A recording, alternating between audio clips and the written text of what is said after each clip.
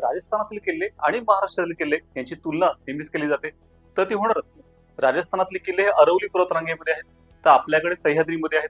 अरवली ही भारतातली सर्वात जुनी पर्वतरांग.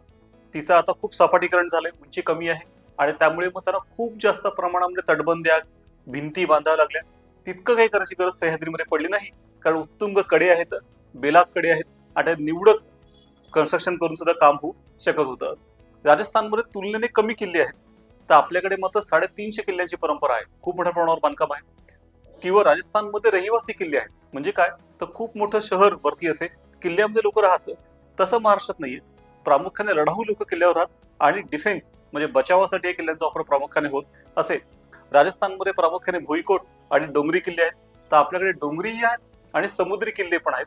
हे एक आपल्याकडे एक वैशिष्ट्य आहे असं म्हणता येईल. राजस्थानमधल्या राजपुतांनी काय केलं की शेवटी त्यांनी फार लढाई न देता कॉम्प्रोमाइज करून किल्ले वाचवले आणि आपलं राज्य कायम ठेवलं. तसं मराठीचं झालं नाही.